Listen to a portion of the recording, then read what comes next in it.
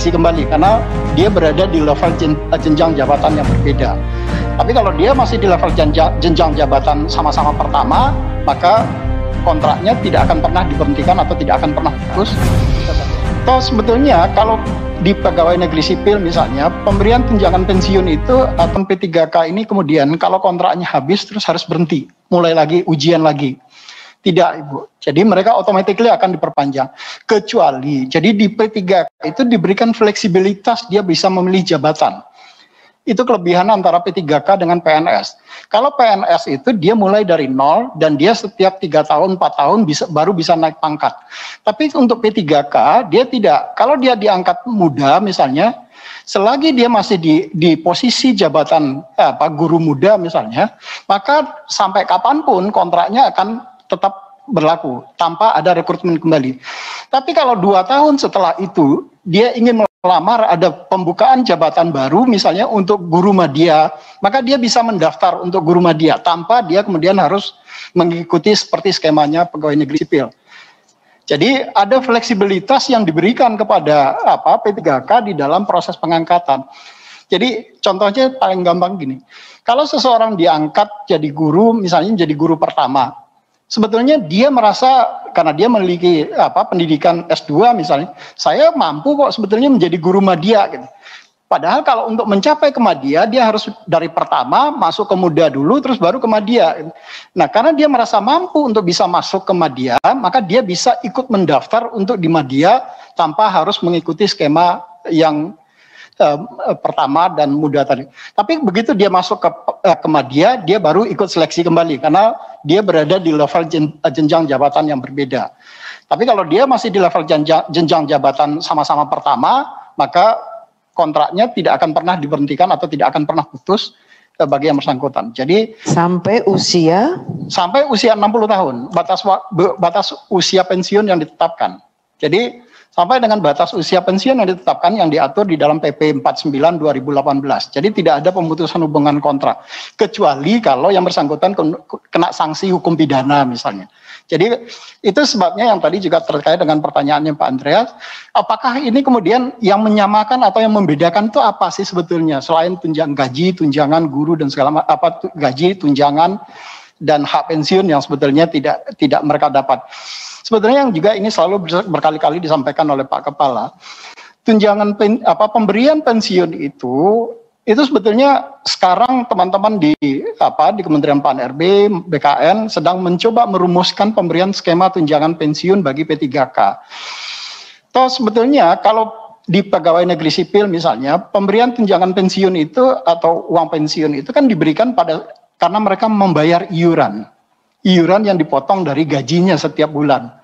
Nah, P3K ini juga sebetulnya bisa diterapkan mekanisme atau skema yang sama. Kalau mereka bersedia kemudian gajinya dipotong setiap bulannya, kemudian dia membayar ke Taspen misalnya, nanti Taspen bisa kemudian menetapkan untuk pembayaran pensiun bagi yang bersangkutan. Nah, ini skema yang sebetulnya yang selalu disampaikan oleh Pak Kepala itu tidak ada sebetulnya perbedaan antara P3K dengan ASN dengan PNS. Yang membedakan adalah di P3K itu ada flexibility sebetulnya di sisi jabatan. Di PNS nggak bisa. Jadi orang kalau masuk golongan sarjana baru diangkat golongannya 3A, ya dia harus mengikuti mekanisme 3A, 3B, 3C, 3D sampai dia terus sampai dengan usia batas pensiun. Nah, P3K tidak seperti itu. Itu fleksibilitas yang kemudahan yang diberikan kepada P3K. Tapi ada persyaratannya. Persyaratannya itu adalah apa?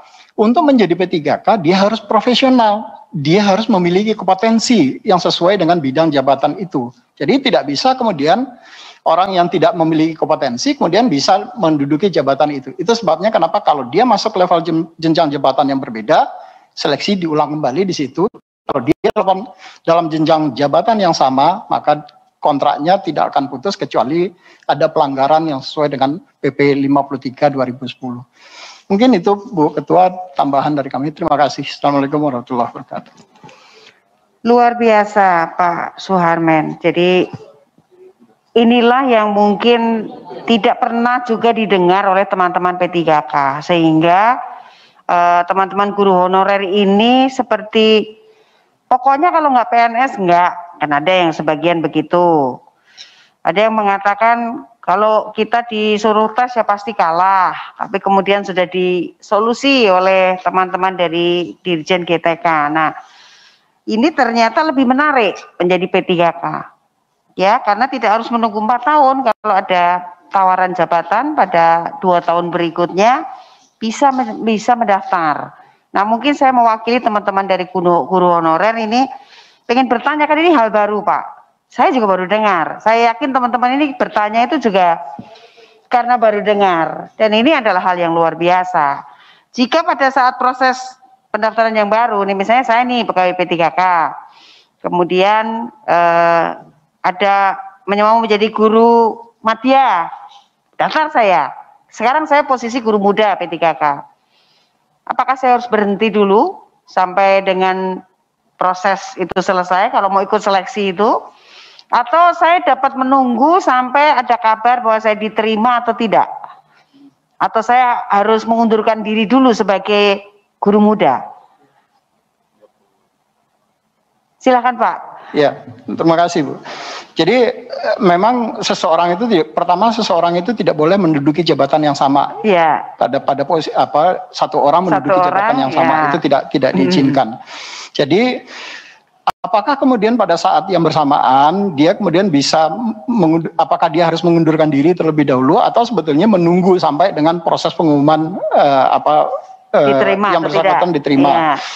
Nah, teknis ini sebetulnya belum ada permenpannya. Tetapi sebetulnya di dalam PP 49 2018 itu seseorang kemudian bisa sangat fleksibel, dia mengambil jabatan apapun yang dibuka kalau dia memang merasa mampu untuk menduduki jabatan itu.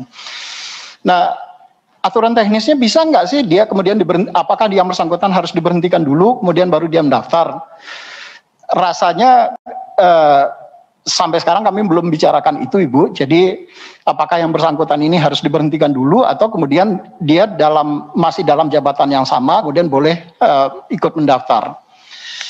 Karena kekhawatirannya itu begini Ibu, kalau dia seseorang yang mendaftar di dalam posisi yang baru, dia kan harus lepas dulu dari yang ada di dalam database kami nanti.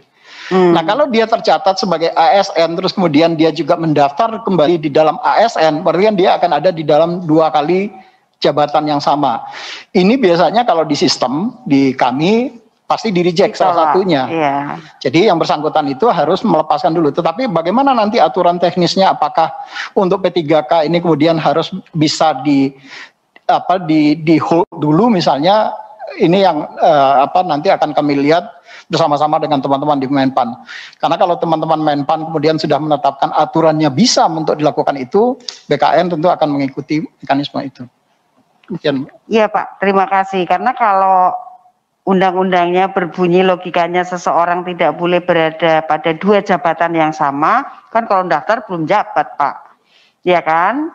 Ya kami berharap kebijakan dari pemerintah juga bisa memihak kepada teman-teman yang mau naik tingkatan ini. Kan itu yang mungkin membuat berat kenapa kok mereka memilih menjadi PNS daripada menjadi P3K.